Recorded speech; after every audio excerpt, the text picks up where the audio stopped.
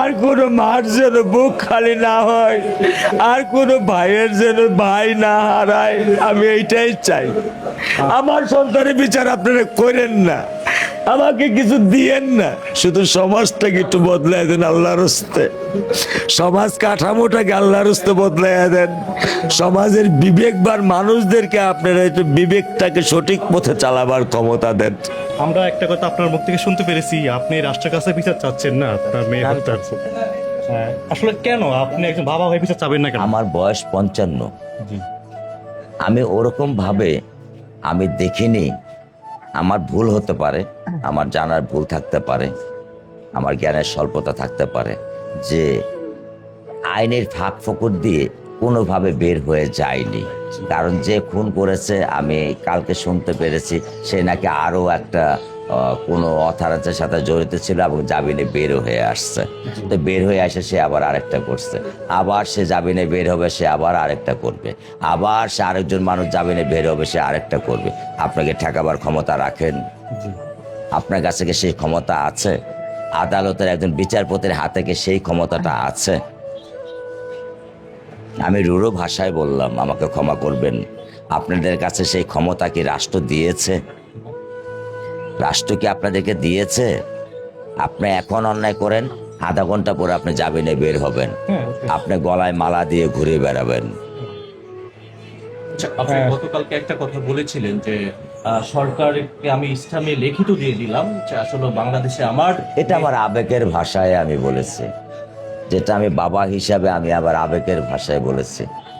কারণ আমি বাবা, আমার সন্তান যখন হারায় যাবে তখন আমি হয়তোবা দিক জ্ঞান শূন্যতা আমার থাকতে পারে, এটা স্বাভাবিক। এটা কিন্তু আমি যেটা বলেছি খুব বেশি কি অন্যায় বলেছি? না, না। কিন্তু একটা দুঃখের সাথে বলতে হয়, রাবিচা যে বিড়ালটা লালন পালন করতো সেই সে বিড়ালটা 3 দিন যাবত কিছু খাচ্ছে না। আমি সকালবেলা ওকে মাছ ভেজে দিয়ে আসছি, ও খাচ্ছে না। কারণ আমার মেয়ের পড়া টেবিলের উপরে বসে থাকতো আর ওকে এইভাবে চেটে দিত। আমি বকা দিতাম, পরে সাবান দিয়ে মুখ ধোয়াই নিয়ে আসতাম।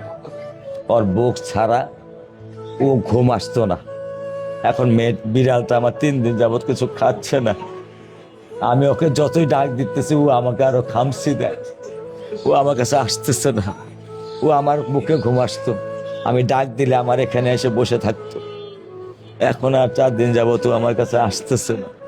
বাংলাদেশ সরকার প্রধানমন্ত্রীর কাছে আপনার কিছু বলার আছে কিনা তারেক রহমানের কাছে? আমি আমার বাচ্চা সন্তানের বিচার চাই। আমার বাচ্চা তো আর ফিরিয়ে দিতে পারবেন না। বিচার না পারেন না করেন, অন্তত আল্লাহর হস্তে এমন একটা সমাজ ব্যবস্থা দেন যে ব্যবস্থা আর কোনো বাবা যেন তার বুক খালি না হয়, আর কোনো মার যেন বুক খালি না হয়, আর কোনো ভাইয়ের যেন ভাই না হারায়। আমি এইটাই চাই।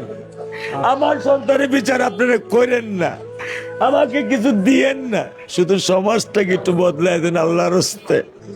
সমাজ কাঠামোটাকে আল্লাহর হস্তে বদলাইয়া দেন। সমাজের বিবেকবান মানুষদেরকে আপনারা একটু বিবেকটাকে সঠিক পথে চালাবার ক্ষমতা দেন। আপনারা চাইলেই পারেন। 18 কোটি মানুষকে চালায় হয়তো বা 450 থেকে 500 মানুষ। এই 500 মানুষকে আপনারা সঠিক পথে নিয়ে আসেন, তাহলে বাংলাদেশ সঠিক পথে চলবে।